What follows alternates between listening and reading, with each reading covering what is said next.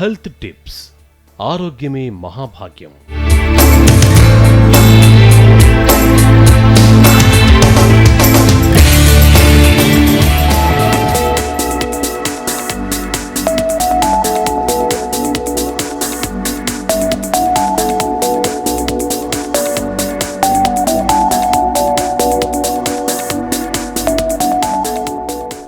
పరీక్షలు దగ్గరికొస్తున్నాయి.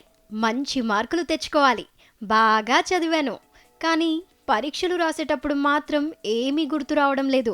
అర్రే, అంతా చదివాను కదా, ఎందుకు గుర్తు రావడం లేదు అని టెన్షన్లో ఉన్నది కాస్త మర్చిపోవడం. ఇలా చదువుకునే స్టూడెంట్స్ అనుకోవడం మామూలే. చదివే పిల్లలే కాదు, కామన్ పీపుల్స్కి ఉండే సమస్య ఇది.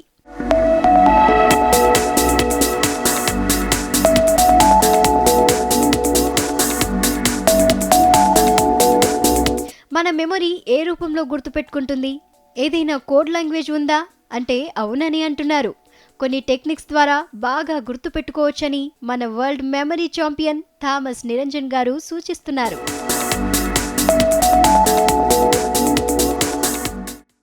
కంప్యూటర్కి బైనరీ లాంగ్వేజ్ ఉన్నట్లే మన మెమరీకి కూడా ఇమేజ్ లేదా వీడియో లాంగ్వేజ్ ఉంటుంది.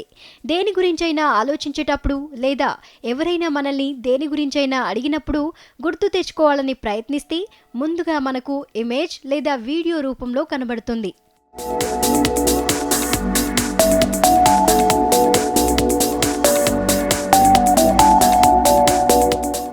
ఉదాహరణకి ఆడి కారును గుర్తు తెచ్చుకోవాలంటే దాని ఇమేజ్ మనకు తొందరగా గుర్తుకొస్తుంది, కానీ కారు మీద ఉండే అక్షరాలు మనకు కనబడవు.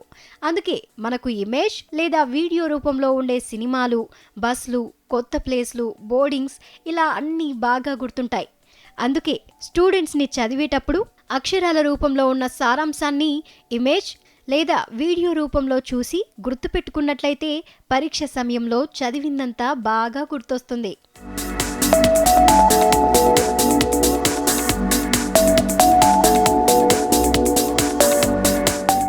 ఇంకెందుకు ఆలస్యం? తల్లిదండ్రులు మీ పిల్లలకు ఈ టెక్నిక్ చెప్పి మంచి మార్కులు వచ్చేలా చేయండి. ఈ వీడియోని మీ ఫ్రెండ్స్కి షేర్ చేసి మెమరీ యొక్క అవగాహనను పెంచడంలో తోడ్పడండి.